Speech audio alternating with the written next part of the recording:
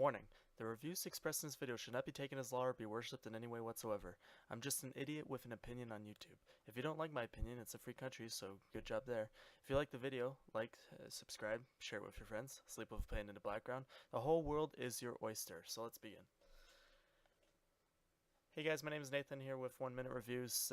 Recently, my girlfriend and I had the opportunity to go to New York for a long weekend. It's supposed to be over fall break, but airfares were cheaper if we just kind of cut that in half. So I ended up leaving. We ended up getting there on Saturday and coming back on Wednesday, which meant missing a few days of class. But at the same time, I learned more in New York than I probably would in those 3 days of classes. So, no harm, no foul. But anyways, here are just some compiled reviews of the entire experience. I'll probably be posting a video later on of just just like New York itself as an extended review video, which I'm going to start doing to take stuff that I've reviewed and expand it and make it longer and more detailed about my actual thoughts about it. But for now, let's just begin. We'll start off with JetBlue Airways. They get a 4.5 out of 5 stars, just for being the example of what a United States airline should be. If you book through their website, that's usually where you can find the cheapest fare. I found the fares there cheaper than on Expedia for them anyways. And JetBlue's was the cheapest by over $100 for this flight, unless you count that basic economy bullshit where that you don't get to pick your seat and you don't get a carry-on bag, and it's basically like flying on Spirit Airlines.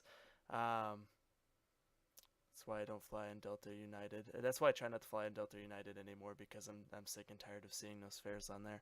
I almost got faked out by one earlier because I didn't realize Delta was doing basic economy.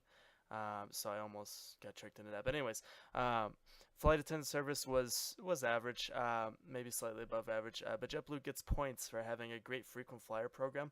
So much so that I'm gonna stick with their frequent flyer program as like an active thing where I try to get points and fly with them.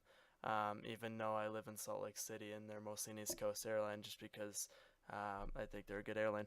They have a good mobile app, which includes check-in and boarding passes, which is not something that's new or exclusive, but I have found that their app works better for that kind of stuff than almost any other airline I've been on, maybe with the exception of Alaska. And they have great onboard amenities that include free snacks, free DirecTV, free Wi-Fi, that for some reason other airlines just don't offer anymore. Which is a shame. But for being a shining example amongst the crap that is United States Airlines, JetBlue gets 4.5 stars and a spot on 1 Minute Reviews Gold Wall, which is something I'm going to start doing, where if something gets 5 stars out of 5, gets on the Platinum Wall, 4.5 out of 5 Gold Wall, 4 out of 5 Silver Wall, 3.5 Bronze, 3 is average, 2.5 slightly crap, 2 crap, 1.5 lots of crap, and 1 is why am I even reviewing this. Either way though, JetBlue Airways, I will be flying with you again. Good job. Next up, Statue of Liberty, Ellis Island tours. When we got there on Saturday, we decided to go and do this right away. We're definitely kind of tired, so whenever you're walking through a museum tired, it's kind of a bummer. But I will give these tours credit as they are much cheaper than I would have imagined them to be, running at about $20 a pop for the most basic tour. The tours to go actually inside the Statue of Liberty and go up and all that were sold out till like February, which is just crazy, but that's what happens when it's a small, because the island itself is small and it's in high demand. So I don't blame them for that. So for $20 a pop, you get to the island. You don't get to go inside the Statue of Liberty, but it's one of those tourist attractions where you go do it to say that you've done it.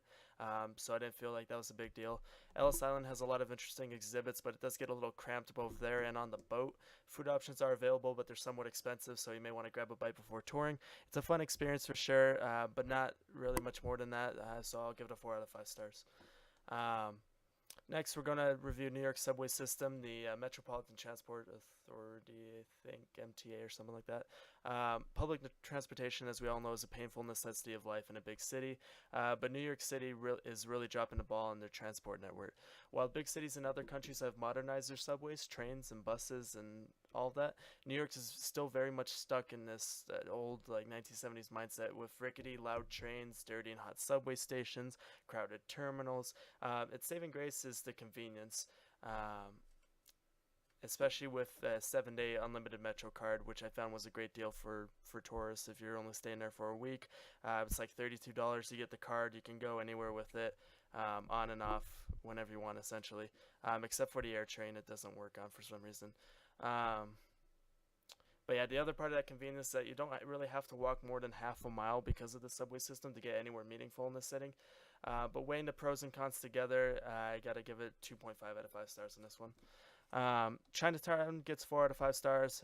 It's a thoroughly above average experience. This isn't for any particular restaurant, shop, Hello Kitty store, Pokemon Center, Pokestop, specifically in Chinatown. Although I did find there's this great place, cannot remember the freaking name of the thing. Had good, what was it? I think it was honey lemonade or something like that, and good bubble tea and stuff like that too. And a lot of cool stores to go in. But Chinatown itself was one of those great experiences that should be a part of your New York vacation. There are lots of great authentic Chinese restaurants in there, along with hole-in-the-wall stores, flashing lights and symbols, malls, etc. So the area is just great for walking around and spending a day exploring stuff. And for that, I'm going to give it 4 out of 5 stars as well. Central Park, we're going to keep with the theme here with 4 out of 5 stars in this one. I may go on and explain this in a future video, but we decided to tackle Central Park on the very last full day of being in New York. This day, a cold front came in. It decided to rain.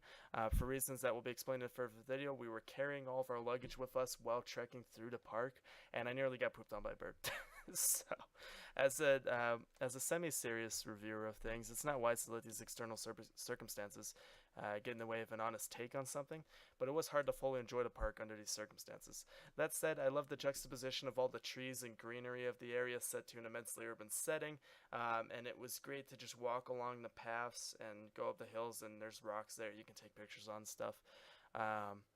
And I don't have any doubt that on a nice summer day without luggage, under ideal circumstances, Central Park would have been just absolutely phenomenal experience.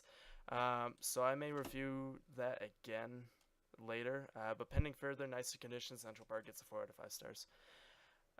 Next, we're going to go to Lindy's, which is one of the restaurants in Manhattan we ate at. It's a glitz and glam kind of diner that we decided to go to because the famous Stardust Diner had a line that was longer than Fifth Avenue. It was out the door and around Times Square and down to Battery Park and over to Brooklyn Bridge, and yeah, it was crazy. Anyways, Lindy's is known for its famous cheesecake, but the lunch menu is no slouch either. I had a very satisfying Reuben with fresh cut fries. The service was adequate. My girlfriend had a very good grilled cheese sandwich. But Lindy's only gets a 3-star from me because of the price mainly. Despite how satisfying the lunch was, I didn't think it was worth a $68 tab, which is what I ended up paying for 2 of us. The grilled cheese was $17, the $21 for the Reuben, $8 for 2 sodas, $10 for the cheesecake, which honestly was worth it. The cheesecake was probably one thing that was worth it. Also, the waiter, I'm not sure if he meant to do this or not, but he went to give us the check, and he circled the tip thing, but he circled the 20% suggestion when I felt that the service was just, it is adequate. The 15% tip was what I was going to give him. But I want to know from you guys, is 20% the new average? I was taught that 15% was the average and 20 is for exceptional service. Or I don't know, maybe restaurants can just pay staff what they're worth. But I think the tip upcharge is starting to get a little ridiculous. But the food was fine, and it is glitzy and glammy, and a good place to eat, an average place to eat. So we'll go with 3 out of 5 stars for Lindy's. Last, we're going to tackle Charging Bull, and the Fearless Girl statue. Of course, this used to just be a Charging Bull statue on Wall Street, symbolizing the ambition of the American dream from a financial perspective. And then Fearless Girl was added to sort of to be a symbol of bravery and fearlessness for women overcoming sexism in the workplace and making an impact in traditional male fields such as finance and marketing. Which to me just spoke to me. I think both the statues are great, but Fearless Girl really left in impact. I mean, I can't even imagine what it must be like for a young woman to see the statue, to understand that they can make it in this world, that they can rise up, that they can in terms of occupations and everything, do everything that a man can do. And for that, it gets 5 out of 5 stars. Charging Bull gets 4 out of 5 stars. So we're going to put them together in this one. And the Landmark itself gets 4.5 out of 5 stars and a spot on the gold wall. And it was a great kickoff to what was a great weekend spent in New York.